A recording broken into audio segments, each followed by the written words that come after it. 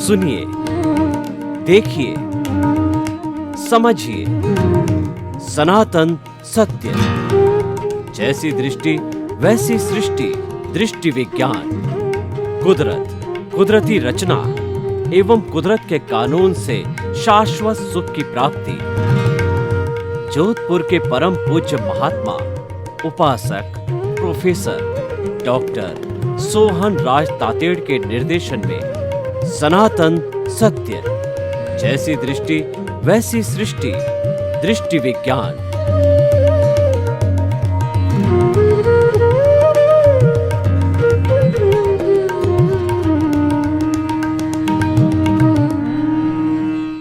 भाई और बहनों, मातृशक्ति को नमन। और स्टूडियो में आपका हार्दिक स्वागत है, अभिनंदन है, सत्कार है। आत्मविज्ञान, साइंस ऑफ द सोल कार्यक्रम के अंतर्गत हम आपको सही दृष्टि, सही सोच, राइट विजन, राइट थिंकिंग के तहत आपको नए नए एपिसोड्स के माध्यम से आपकी जो रॉन्ग बिलीफ है, आपकी जो नकारात्मक सोच है, आपका जो गलत चिंतन है और आपकी जो शक्ति नष्ट हो रही है क्योंकि आपका सोचने का, आपकी सकारात्मक सोच नहीं है और सारी शक्ति उसी में व्यर्थ जा रही है, तो उसको बदल करके हम पॉजिटिविटी के अंदर लाना चाहते हैं, सकारात्मक करना चाहते हैं। इसीलिए हमारा आत्मविज्ञान कार्यक्रम बना है और आत्मविज्ञान कार्यक्रम के केंद्र में आत्मा है।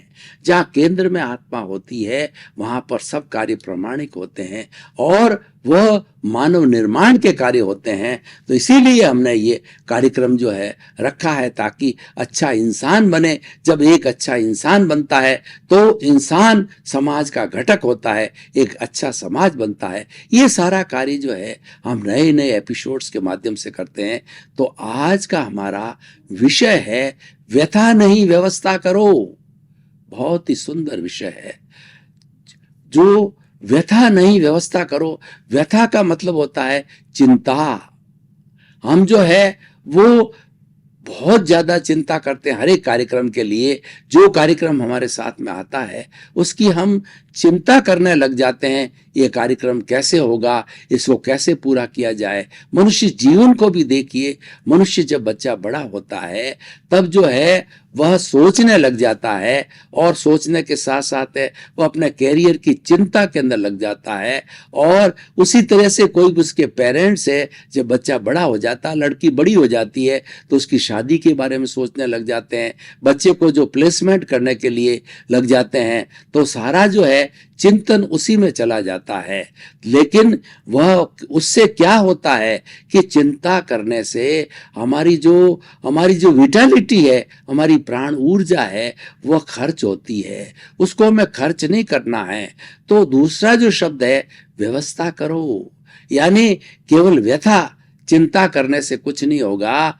आप तो व्यवस्था करो कि किस तरीके से बच्चा बड़ा हो रहा है। मान लीजिए कि आपकी बेटी है और उसकी शादी करनी है, तो जब पैदा हो जावे तभी उसके नाम का अकाउंट खोल दो और धीरे धीरे सेविंग करते रहो। जितने बच्चे हैं आजकल बहुत से बड़े प्लान आते हैं, उन बच्चों के हर एक का नाम अकाउंट खोल दिया जाता है और अपनी सैलरी में से या अपने इनकम में से प्रति जो है वो महीने की 1 या 2, 5 तारीख तक जो है वो पैसा उसके अंदर ऑटोमेटिकली जो है आपके अकाउंट से डेबिट होता रहेगा। और सरकार भी इसको अच्छा मान्य करती है क्योंकि सरकार सोचती है ये तो नीड है, ये तो जायज है, बच्चा बड़ा होगा तो पहले व्यवस्था करनी पड़ेगी। तो वो हम जो खाली चिंता करने में अपने शक्ति को वेस्ट कर रहे थे, वो हमारी प्राण ऊर्जा जो है वो पॉजिटिव कार्य करने के अंदर लग जाती है और हम व्यवस्था करने लग जाते हैं। ऐसे में ये सारा विषय है, बहुत से उदाहरणों से क्लियर होगा। मान लीजिए कि हमें बड़ी कॉन्फ्रेंस करनी है तो हम क्या है, कॉन्फ्रेंस के लिए चिंता के अंदर व्याकुल होने लग जाते हैं, कैसे होगा और किस तरीके से किया जाएगा। और ये चिंता है वो चिता से भी बुरी है, व्यक्ति भीतर ही भीतर खाने लग जाती है, तो हमें उस व्यथा को रोकने के लिए हमें प्लानिंग स्टार्ट कर देनी चाहिए। सबसे पहले चॉकआउट कर लेना चाहिए हमारे को, पेपर के ऊपर के कॉन्फ्रेंस है, किस तारीख को है, कितने लोग आएंगे, उनके रहने की क्या व्यवस्था है, क्या विषय होगा, और इसको बड़े बड़े रिसोर्स पर्सन्स कौन से होंगे, और ये सारा काम डिस्ट्रीब्यूट कर देना चाहिए, क्योंकि ये बड़ा कार्य होता है, ये डिसेंट्रलाइज कर देना चाहिए। डिसेंट्रलाइजेशन करने से अगला जिसको ड्यूटी दी गई है वो अपने जिम्मेवारी समझेगा और वह भी कार्य करेगा। उससे फीडबैक लो, उसकी बॉटल नेक्स करो और बॉटल नेक्स दो और वो पता लगाओ और फिर प्लानिंग करते रहो। हमें एक प्लानिंग चार्ट बनाना चाहिए। व्यक्ति को अपने जीवन के अंदर अच्छा प्लानर होना चाहिए। जो अच्छा प्लानर होता है वो कभी व्यथा नहीं करता है, वो तो अपनी प्लानिंग के अंदर हर वक्त लगा रहता है और वास्तव में जो सॉल्यूशन है वो प्लानिंग से निकलता है। तो इस तरीके से हम उस कॉन्फ्रेंस को डिसेंट्रलाइज करके और फीडबैक लेकर के बहुत अच्छी तरीके से जो है उसको कामयाब कर सकते हैं। अब देखिए कि एक व्यक्ति बिजनेस करता है, तो बिजनेस करने में क्या है, उसको सबसे पहले मान लो उसने ट्रेडिंग का कार्य किया, तो ट्रेडिंग में क्या होता है, एक परचेज होती है, एक सेल होती है और उसके साथ साथ के अंदर उसका जो है रेवेन्यू कलेक्शन यानी भुगतान प्राप्त किया जाता है। तीन मुख्य चीजें हैं। तो तीन मुख्य चीजें, और आजकल तो कंप्यूटर पे जो है वो सारे ऐप बन गए हैं, कंप्यूटर के ऊपर बहुत से तरह के जो है सॉफ्टवेयर्स आ गए हैं, उससे हम बैठे बैठे आराम से अंकल लगा सकते हैं कि हमारी कितनी सेल है और हमारी कितनी परचेजिंग हुई है और हमारी कितनी लोगों से पैसा आना है, कितना ग्रॉस प्रॉफिट है और कितना नेट प्रॉफिट है। ये प्लानिंग हो गई। और हम ये प्लानिंग नहीं करते हैं और मात्र जो है वो सेल करते रहते हैं और मात्र परचेज करते रहते हैं। वापस जो है रेवेन्यू का यानी लोगों से किसी से उधार दिया हुआ है वो प्राप्त करने का प्रयास नहीं करते हैं, तो हमको सही स्थिति का पता नहीं चलता है और हम व्यथित हो जाते हैं, हम चिंता मग्न हो जाते हैं और चिंता मग्न होकर के और हम किसी भी कार्य को अच्छी तरह से नहीं कर पाते हैं।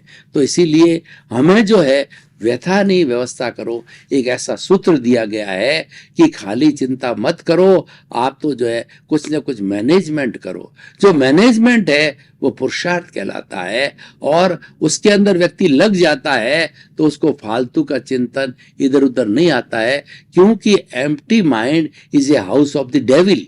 जब व्यक्ति का दिमाग खाली होता है तो वह उसमें कई नकारात्मक सोच आती है। तो इसीलिए हमारे दिमाग को जो खाली मत रखो, हमारे दिमाग के अंदर अच्छे अच्छे सूत्र है, पॉजिटिविटी है, पॉजिटिव थिंकिंग है, उससे भरा हुआ रखो, शुभ भावों से भरा हुआ रखो, तो अशुभ भावों को आने को एंट्री नहीं मिलेगी। और ये जीवन भर चलना चाहिए।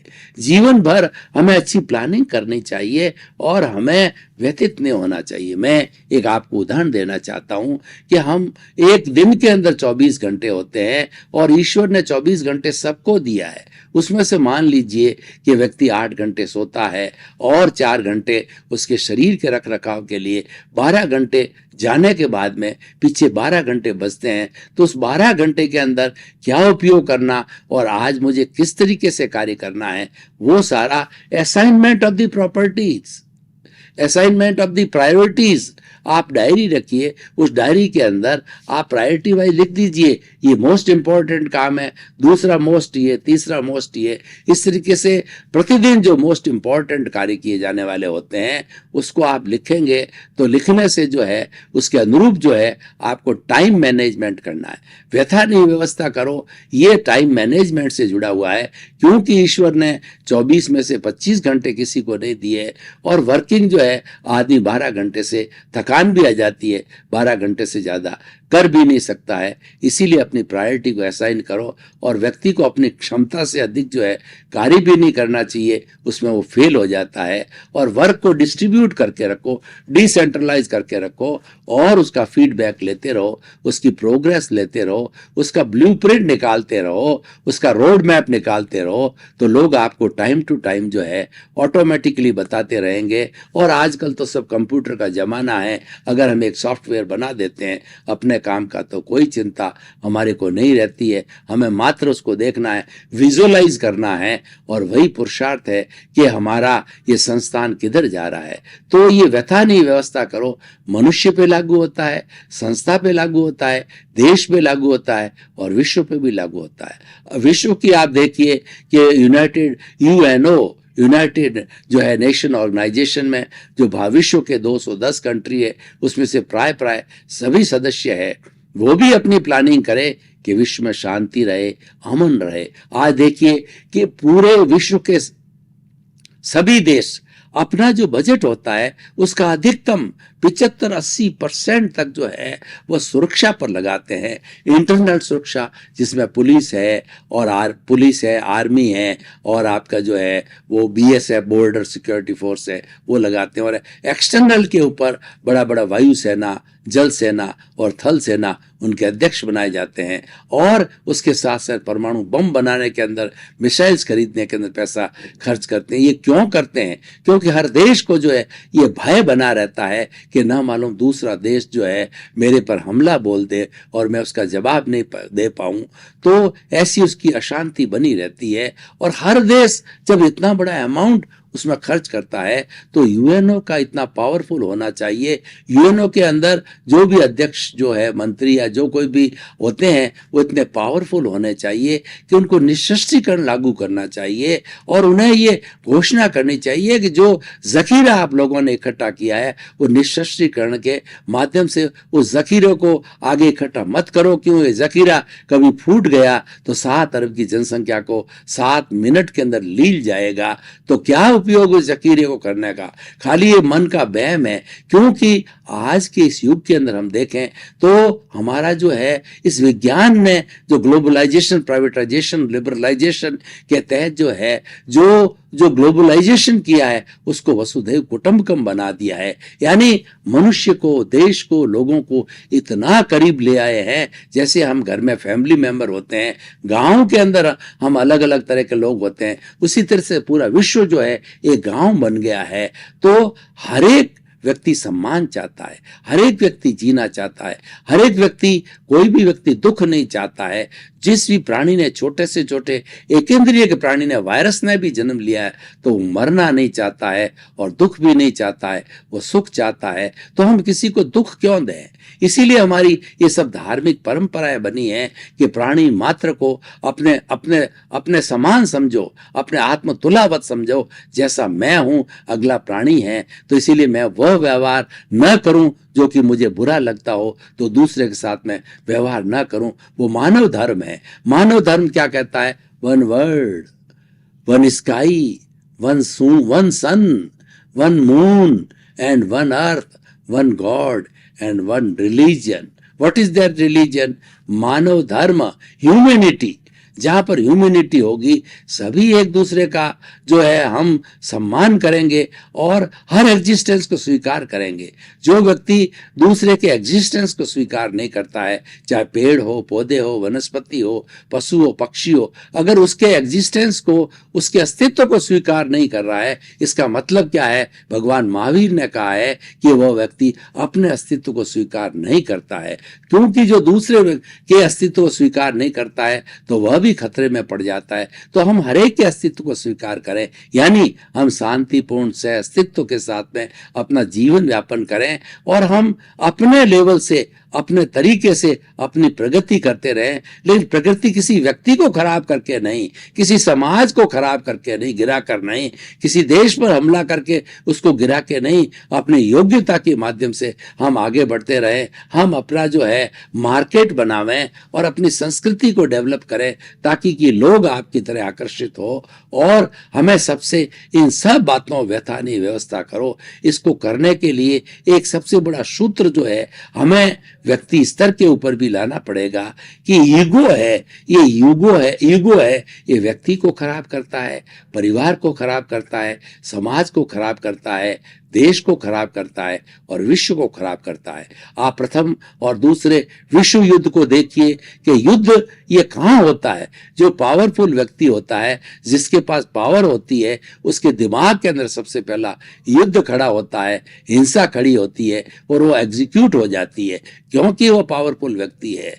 तो ऐसे पावरफुल व्यक्ति, ऐसे पावरफुल देश, वहाँ की बड़ी बड़ी जो प्रेसिडेंट, प्राइम मिनिस्टर है, वो लोग चिंतन करें कि नहीं, हमने तो मानवता को बचाना है, प्राणी मात्र को बचाना है, तो इस विश्व के अंदर कभी भी अशांति नहीं हो सकती, कभी भी हिंसा नहीं हो सकती। उन्हें अपने माइंड सेट को ठीक करना है, क्योंकि वो स्वयं भी चाहते हैं कि हम जिएं, तो हम दूसरे के जीवन का हनन करने को हमारे को क्या अधिकार है। ये ईगो, जब ये ईगो जितना शांत होगा, इसको शांत करने के लिए हमने व्यक्ति स्तर के ऊपर कुछ प्रयोग करने पड़ेंगे।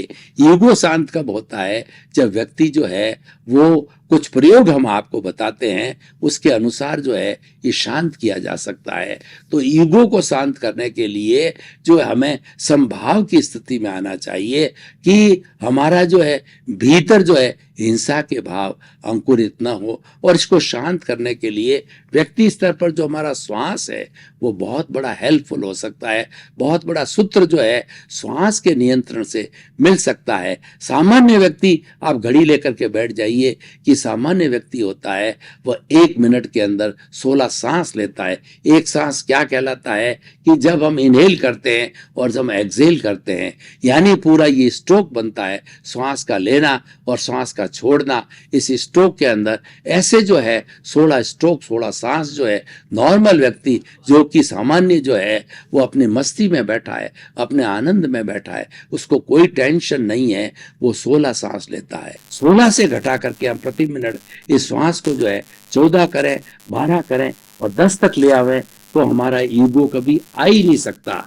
हमारे जितने भी इमोशंस है, क्रोध, अहंकार, माया, लोभ, हिंसा, मत्सर, ये 18 तरह के दोष है, कभी हाजिर हो ही नहीं सकते।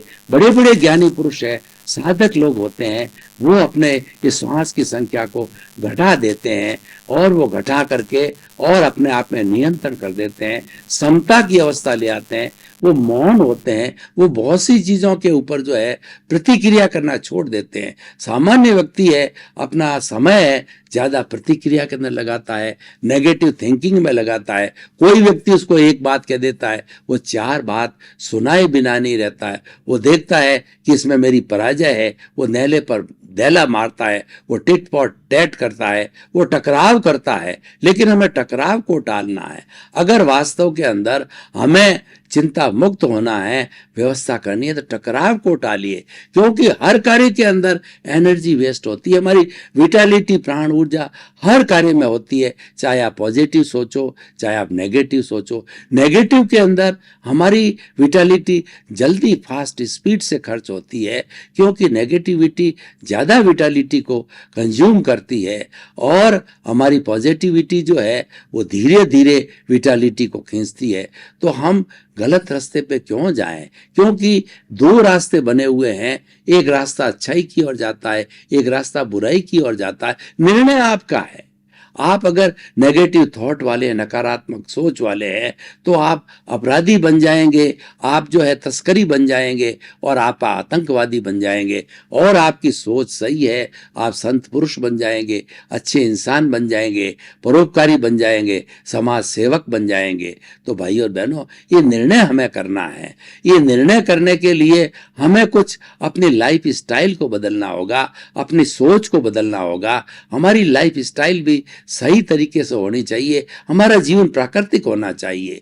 जो लोग जो है नेगेटिव थॉट वाले होते हैं, उनका जीवन अप्राकृतिक होता है। देखिए, हमारी नेचर माँ ने हमको पैदा किया है, तो नेचर माँ ने हमको पैदा किन चीजों से किया है? 5 सब्सटेंस है। ये हमारी पृथ्वी है, पंचभूतात्मक है, सृष्टि पंचभूतात्मक है। हमारी नेचर माँ पंचभूतात्मक है। कौन कौन से 5 भूत है? पृथ्वी है, जल है, अग्नि है, वायु है और आकाश है। ये बेसिक 5 एलिमेंट्स के द्वारा ही व्यक्ति जन्म लेता है। मनुष्य की बात करें तो माँ का अंडज और पिता का शुक्राणु, जब ये दोनों मिलते हैं, ये दोनों सोल्स हैं, ये जीवित आत्मा हैं, ये जब इंटरकोर्स के माध्यम से मिलते हैं तो ये दोनों जीव मर करके एक तीसरे जीव की उत्पत्ति करते हैं, जिसको हम एम्ब्रियो कहते हैं। वो एम्ब्रियो बनता है, वो तीसरी आत्मा होती है और वो अपने साथ में कर्मों को लेकर आती है और बड़ा होकर 9 महीने का जो है वो बच्चा होता है। तो इसका पालन पोषण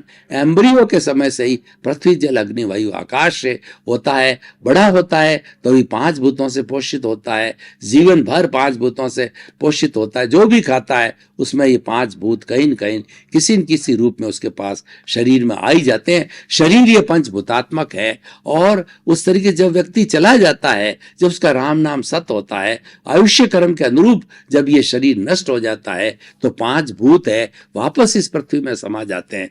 जल जल में, पृथ्वी पृथ्वी में, जल जल में, अग्नि अग्नि में, वायु वायु में और आकाश में जुड़ करके, और वो एनर्जी वेस्ट नहीं होती है, इसका रूपांतरण होता रहता है, फिर नया जीव जन्म लेता है। तो भाई और बहनों, हम कह रहे थे कि हमें अपने टाइम मैनेजमेंट करना है, अपनी विटालिटी को, अपने कर्ण वीर्य को और लब्धि वीर्य को समाप्त नहीं करना है। और ये समाप्त करेंगे, इसको घटाएंगे तो व्यथा चालू हो जाएगी, चिंता हो जाएगी। और वास्तव में जो व्यथा नहीं, व्यवस्था करो। हम जब व्यवस्था पक्ष में लग जाते हैं तो वही एनर्जी जो है हमारी व्यवस्था के अंदर चली जाती है कि प्लानिंग कीजिए। प्लानिंग में हम परिश्रम करते हैं, हम चार्ट बनाते हैं, दूसरे लोगों से बात करते हैं और प्रतिदिन जो है कुछ न कुछ में तरक्की करने लग जाते हैं।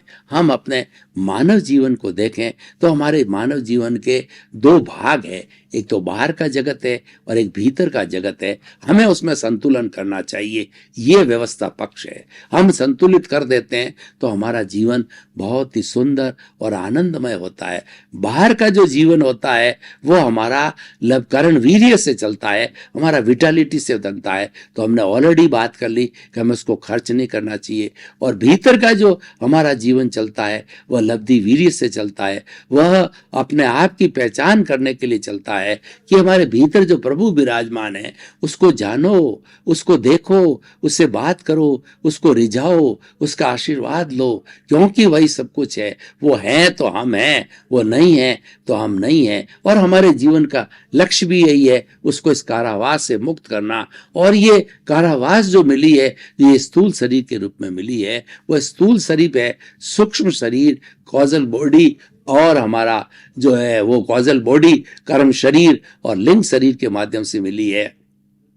हमें वेद विज्ञान करना है, दोनों अलग है, वो तो जड़ है और हमारा जो सेल्फ रियलाइजेशन का वाला आत्मा है वो चेतन है, और दोनों अलग अलग हैं। इसीलिए अलग अलग मानना, ये भेद विज्ञान करना है। और ये भेद विज्ञान ही वास्तव में सम्यक दर्शन कहलाता है और यही सही रास्ता है। ये सनातन सत्य है, ये कुदरत का कानून है, ये अल्टीमेट ट्रुथ है। और इस सनातन सत्य को प्राप्त करके आप जो है ये सनातन सत्य को प्राप्त करके शाश्वत सुख को प्राप्त कर सकते हैं, अपनी आत्मा को प्राप्त कर सकते हैं। ये सारा कार्य जो भीतर का है ये दृष्टि विज्ञान है।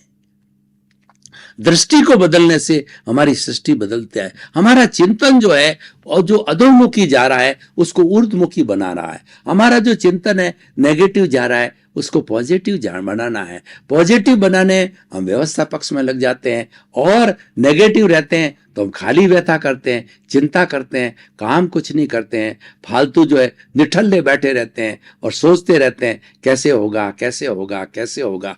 मात्र सोचने से कुछ नहीं होगा। हमारी भारतीय संस्कृति के अंदर 3 बातें बताई गई है। पहला चिंतन, दूसरा मनन और तीसरा निध्यासन।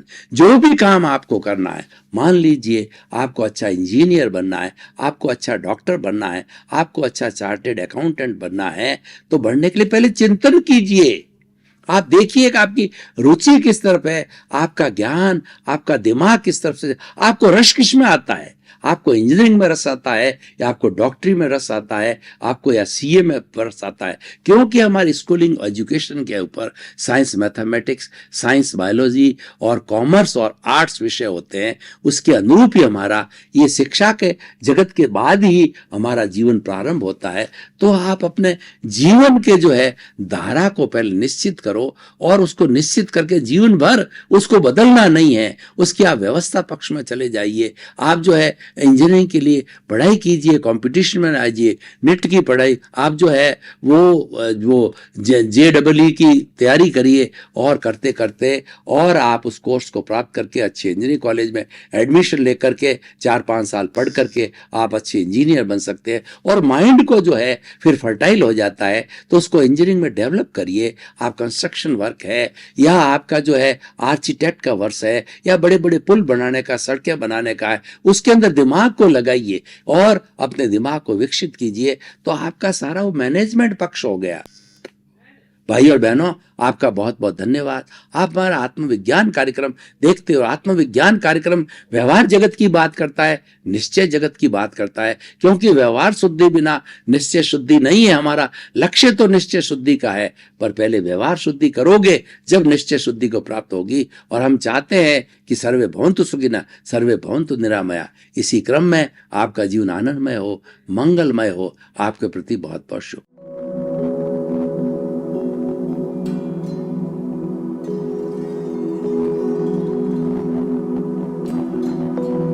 एक ऐसा अंतर्राष्ट्रीय ख्याति प्राप्त मानव जो गुरु प्रेरणा से पिछले 20 वर्षों से वानप्रस्थ जीवन जीते हुए 24 घंटे मानवता की सेवा में संलग्न है।